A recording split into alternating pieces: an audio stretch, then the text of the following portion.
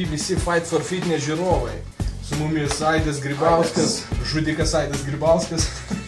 Ir papasakos jisai, ką jis valgė, kokį maistą, masės auginimo periodų, kai ruošiasi varžyboms. Todėl, kaip žinom, sportininkai dalina masės auginimo ciklas ir riebalų deginimo ciklas. Ir daugelį žmonių iš tikrųjų aš manau, kad įdomu, nes man pačiam įdomu, ką Aidas valgė, kad tokių metų įgavo tokią formą. Tai Aidai papasakok plačiau, ką tu valgydavai. Kaip ir visada, manau, visiems sportininkams aišku, angliavandeniai, baltymai ir riebalai. Pagrindas angliavandeniai, paskui baltymai, paskui riebalai. Vėl didesnis kiekis angliavandenių masės metu aišku, neskaičiuoji ten gramas į gramą. Bet stengiasi surinkti kuo geresnius angliavandenius, tarkim, ryžiai, avižos, tie patys grikiai. Stengiasi kuo švariau valgyti. Aišku, ten pagardinu ir kečupų, ir būna ten ant makaronų, sūrio užsipjausto. Vis tiek, negali pastoviai savęs spausti.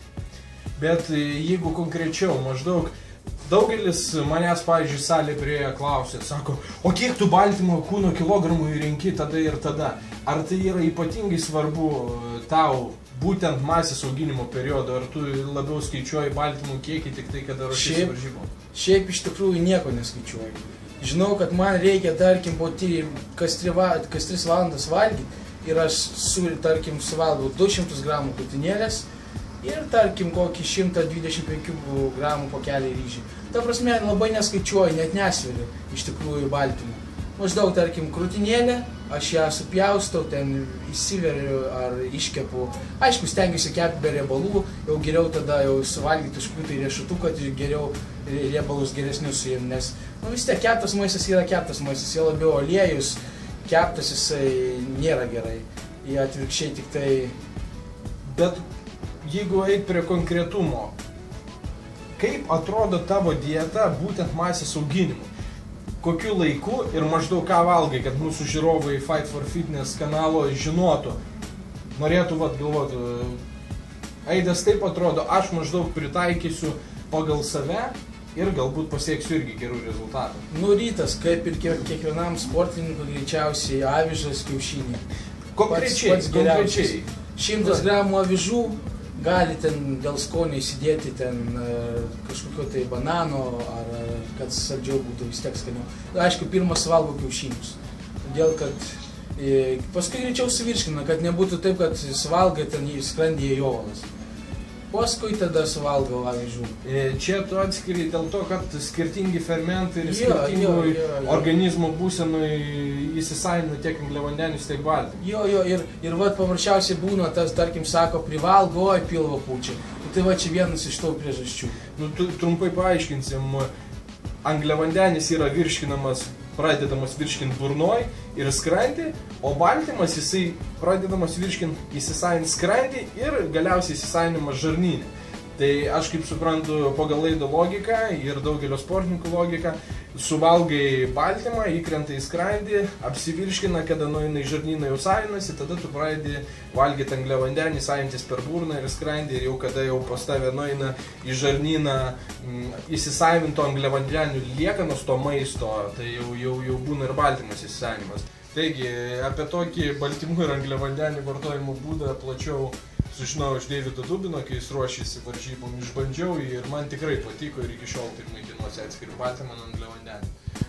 O tu iš kur sužinojai apie tokį reikalą? Lygiai taip pat iš Deivido sužinojau. Iš pirmo aš valgydavau visada kartu ir baltymą ir angliavandenius, viską sumaišydavau. Ir paskui pilvo pūtimas, ir raugėjimas paprasčiausiai ir paprasčiausiai ilgai virškina. Žymiai ilgiau negu valgant pirmą baltymą ir angliavandenius paskui. Gerai, tai grįžtam prie tavo konkrečios mitybos. Sakei, ryte kiaušiniai, avižos. Aišku, kiaušiniai ne grinai su tryniu. Tarkim, kokie 8 kiaušinio baltymai, čia asmeniškai man. Ir kokie 2-1 trynys, kad gauti šiek tiek riebalų. Nes aš stengiuosi vis tiek riebalo nevartoti iš tam tikrų maisto produktų, iš paprasčiausiai iš nesveiko maisto. Tai stengiuosi surinkti būtent iš gerų riebalų. Antras maitinimasis kaip atrodo? Šiaip nėra taip, kad ten antras būtų visada vienodai. Čia jo vėlgi priklauso nuo to, ko aš noriu. Tarkim, gali būti vištiena, gali būti žuvis. Aišku, kartu ir angliavandeniai, tai gali būti ryžiai, gali būti makaronai, gali būti grikiai. Grikių šiaip nelabai mėgstu, bet kartais stengdavausi pamaišyti vis tiek, nes kuo įvairesnis maistas, tuo geriau, ypač auginant raumenis.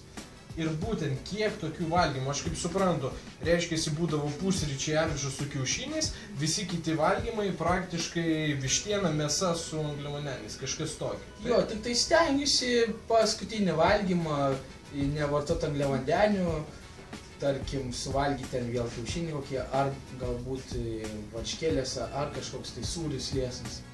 Tai tik šiaip visus valgymus 6-7 kartai visada. 6-7? Visada. Čia tu skaičiuoji, kad mėsa 1, angliavandeniai, ten ryžiai, grikiai 2 maistas ir taip 7. Ar tu čia šitą ir šitą skiri prie 1? Skiriu prie 1, nes visada valgau baltymus angliavandenis, tik tai sakau išimtis, kad paskutinis maistas yra, tarkim, prieš miegą, tai tik baltymus. Nu, bet sakė atskiri šiek tiek, ten 10 minučių skirtumą, ne? Nu jo, šiaip vis tiek, kol suvalgai, kol pašildai tą, kol pasidarai tą. Aišku, pirmą suvalgai baltymą, paskui eini darytis to, kad šiltas būtų, kad nebūtų atšalęs, nes... Tai čia tau gali žmonės tai sakyti, aš dirbu darbe, aš mokausi, kaip aš galiu, jeigu 7 valgymai dar į 2, tai vos ne 14 valgymų, kaip taip suspėti? Paprasčiausiai aš visą maistą pasigaminu, jeigu žinau, kad išvažiuoju į darbą, manęs visą dieną nebus namuose, nebus kur pasigaminti, visada ar iš vakaro, ar iš ryto atsikeliu anksčiau, pasigaminu visai dienai ir įsidedu į kuprinę ir einu su 7-6 valgymais į darbą. Nesvarbu, ar ten būna užima valandą, būna užima 1,5 valandos gamybą, bet tai čia mano gyvenimo būdas. Jeigu nepavalgys, aš būsiu piktas, būsiu be nuotaikos, nu tai va tame ir esmė. Ar manai, kad Lietuvoje tiek daug liūdnų ir piktų žmonių, kad jie nesilaiko tam tikros dietos? Piktų tai taip, tikrai daug. Ir turbūt patartum, jeigu kažkam neišeina pavalgyti, už pakeisti baltyminiais kokteiliais ar kažko. Jo, kas be ko, aišku, būna, kad ir tikrai ir pats pakeičiu, nes, kartais išimtis viena ar kita būna, kad tikrai neturiu laiko pavalgyti, tarkim, pats dirbu sporto klube ir labai daug žmonių būna, negali nesuspėjai prie vieno, prie kito, prie trečio, vis tiek minutę laiko surandi kažkur tai nubėgti, susiplakti ir išgerti. Bent jau tiek žinai, kad gausi baltymą. O sakau, šiaip tai pastoviai maistas. Taigi, šiandien Aidas trumpai papasakojo apie ką jis valgo masės auginimo periodu. O sekančiam video jisai atskleis, kokius papildus vartoja masės auginimo periodu. Taip kad laukite naujo video.